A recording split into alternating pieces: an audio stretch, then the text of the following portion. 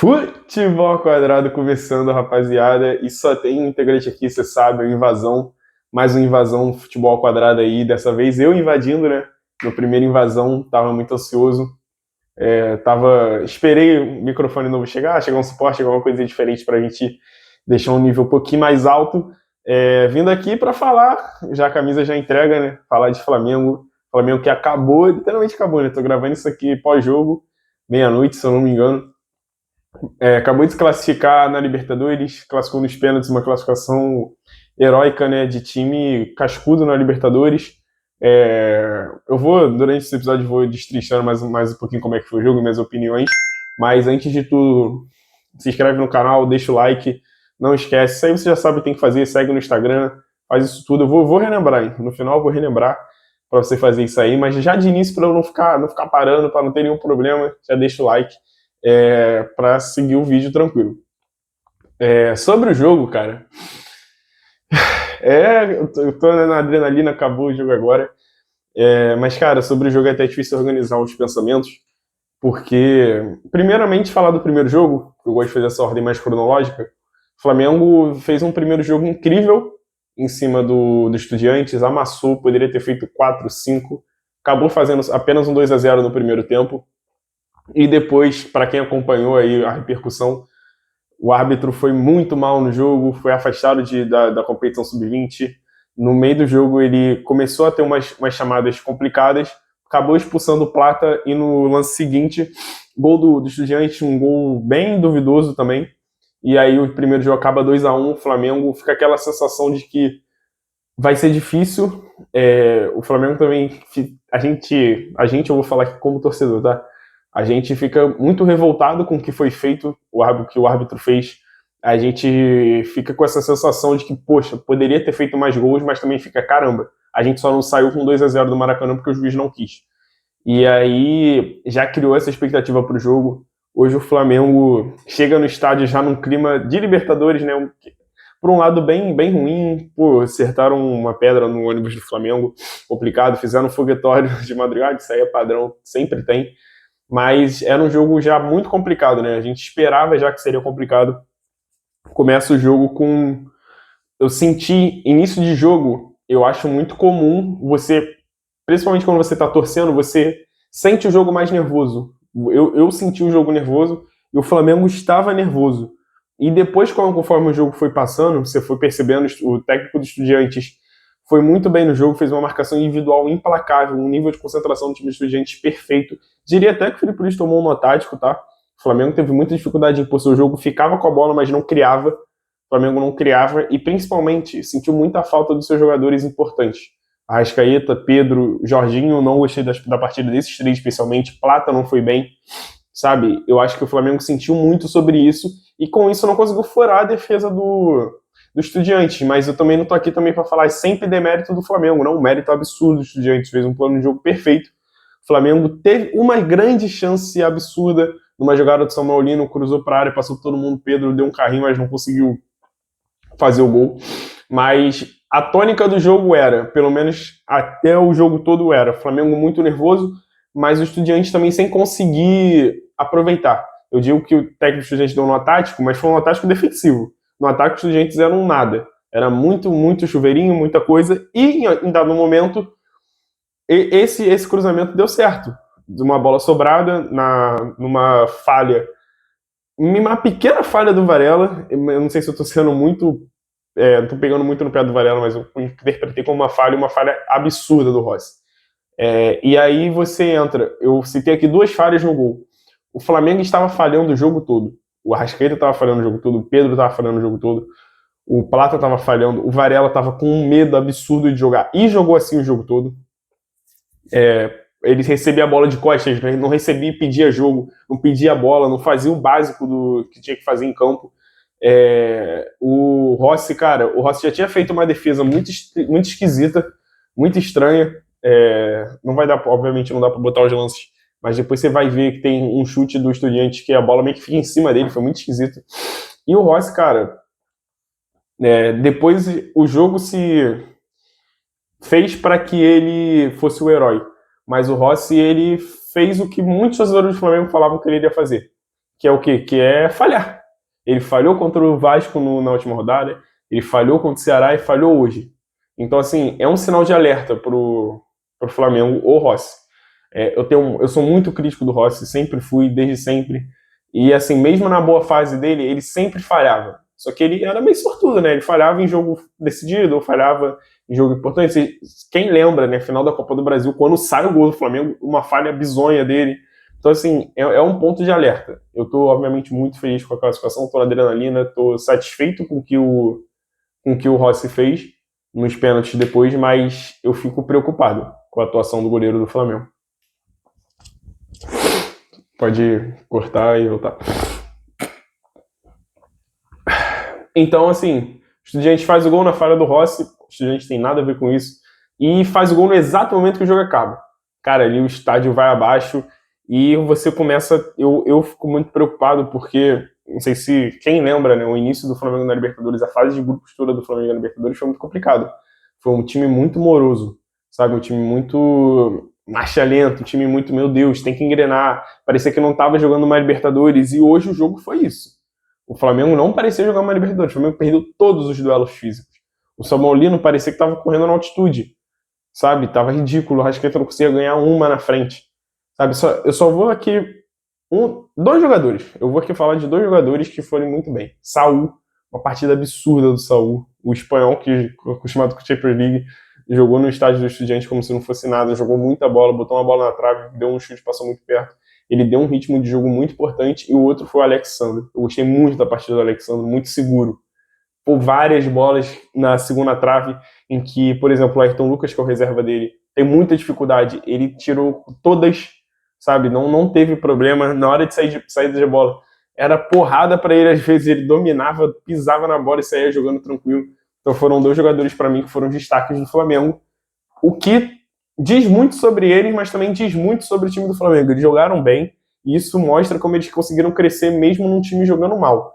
Mas também mostra como não teve também muita coisa a falar. 11 jogadores, pô, falei de 2, e assim, o Saúl é unanimidade absurda. O Alexandre, que eu acabei reparando, acabei lembrando do jogo que ele fez. No segundo tempo, cara, o Flamengo não sofreu, mas também não criou. Teve uma chance de uma escapada do Arrascaeta, mas, como eu disse, muito mal, não conseguiu. Então, assim, foi um segundo tempo bem complicado, porque o Flamengo ele lutou, e o Estudiantes estava muito naquele... Era bola para frente para o atacante tentar o pivô, o camisa 9, tentar um pivô, quase não deu certo, também ele era muito grosso com a bola nos pés. Então, assim, foi muito mais na fisicalidade que o Estudiantes conseguiu se manter no jogo. Eu não tô aqui para falar si, né? Porque eu não gosto de usar si. Mas, caso não acontecesse o gol, eu acho que o Estudiantes não teria força para fazer algo, sabe? Não tinha repertório para fazer algo. Assim como o gol no Rio de Janeiro. Ele saiu de um bate-rebate, a bola sobrou, gol. Eu acho que... E o gol de hoje foi numa falha do Rossi, também um pouquinho de bate-rebate. Eu acho que ele não teria força nem repertório ofensivo para chegar a esse gol, sabe? O jogo foi muito nessa tônica do Flamengo mal, o Estudiantes conseguindo anular o Flamengo ofensivamente, e o Estudiantes sendo muito físico, mas sem grande referência técnica. Então, assim, acabou sendo um jogo ruim. Eu diria que o jogo foi ruim. Obviamente, você tem uma tensão absurda, porque é uma quarta de final da Libertadores, tava 0-0, né? A partir do momento que o Estudiantes faz 1-0, fica 0-0 o jogo, quem fizesse estava classificado, basicamente. Então, você tem esse enredo no jogo, mas o jogo em si foi ruim. Não teve muita coisa para se fazer. Dado o momento, o Felipe Luiz tira a Arrascaeta e tira o Pedro, e aí você começa a pensar, a falar, pô, é aquela faca de dois gumes. Porque ou você deixa os caras que são craques, que pô, o craque sempre pode resolver, ou você tira o cara que tá prejudicando o seu time. E eu acho que o Felipe Luiz fez certo. Eu acho que o Felipe Luiz fez certo. Teve atitude de técnico. Porque, cara, o Arrascaeta estava sendo -1, o Pedro estava sendo -1. Se deixasse eles no jogo, era capaz do Flamengo fazer alguma besteira e acabar levando gol. Por que não?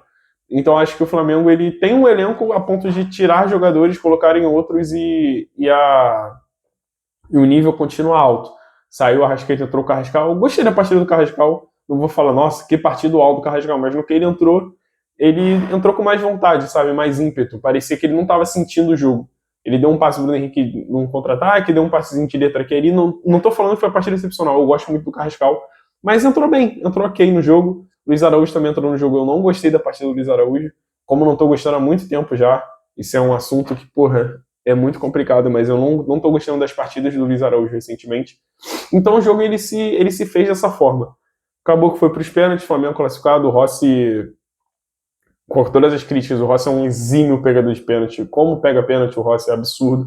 Pegou 2 pênaltis, Flamengo classificado. Todos os jogadores do Flamengo fizeram gol, inclusive o Carrascal, o Jorginho, não tem o que falar. O Léo Pereira bateu um dos melhores pênaltis que eu já vi na minha vida. E, cara, quando ele foi pra bola, eu pensei, tá a cara de perder. Ele é um cara que sofre muito com crítica. A torcida do Flamengo tem um pouquinho mais de antipatia por ele, mas acabou que deu tudo certo. E o Flamengo tá classificado para a semifinal da Libertadores, vai pegar o Racing. Na outra chave tem Palmeiras e LDU.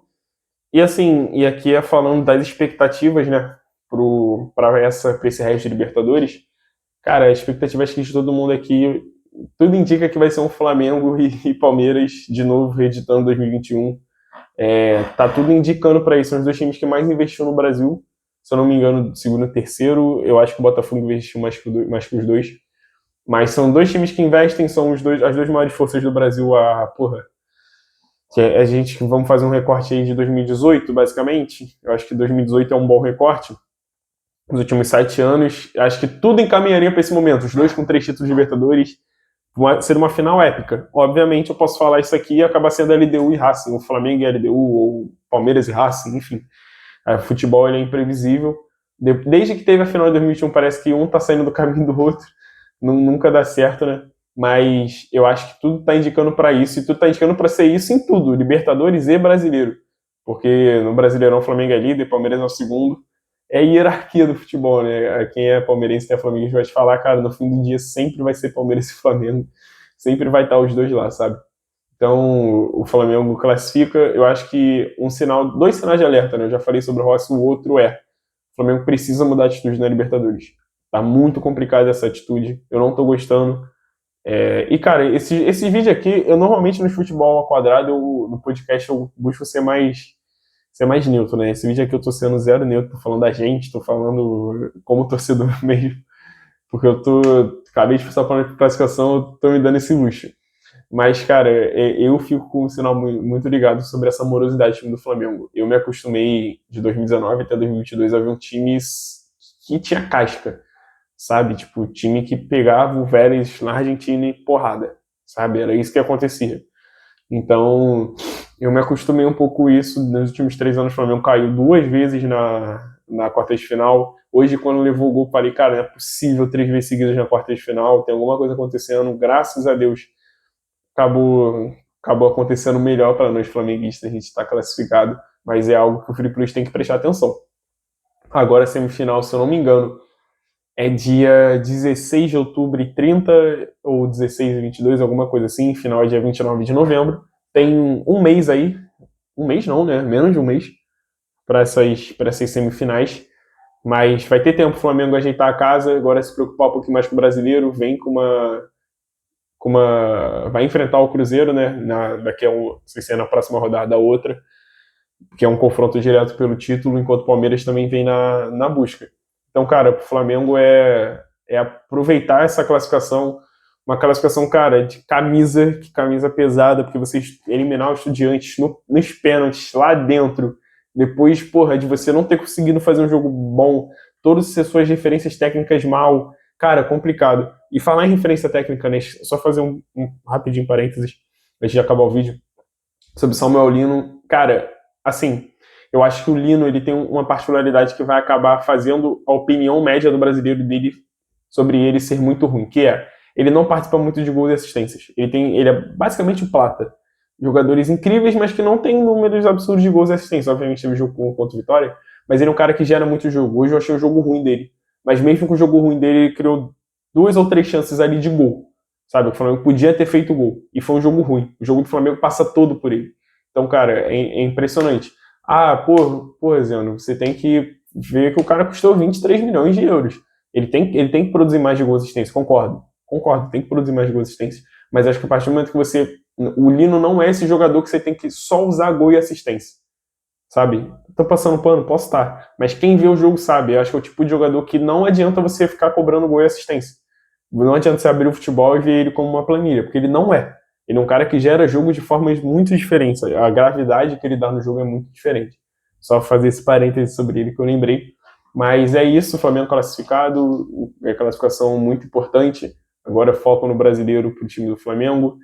Vamos acompanhar, daqui a pouco a gente vai fazer um podcast especial sobre a semifinal, vamos falar de todos os times, não só do Flamengo. Vamos falar do Palmeiras um pouquinho mais para a torcida aí não falar, caraca, falar preste, não. Mas é isso, rapaziada. Esse foi meu invasão, falando aqui de Flamengo, que eu mais gosto, né? Eu mais sou especialista, mas tenho propriedade para falar. Em meio a críticas e a erros, o Flamengo classificado numa disputa de pênalti, a melhor forma de classificar, na minha opinião, que você apaga tudo que aconteceu no jogo e é isso, é bola para frente. Então já deixa o like, se inscreve no canal, ativa o sininho, segue no Instagram que tá saindo agenda toda semana lá. Hoje era para sair um Futebol Quadrado no podcast, só que acabou que o jogo acabou muito tarde, então decidimos gravar só uma invasão para não ficar sem vídeo. Mas a gente sempre tá soltando uma caraca, quase não sai. Uma agenda lá no Instagram, então acompanha lá, se inscreve no canal que a gente tá crescendo aí e vai vir muita mais coisa boa por aí. Valeu!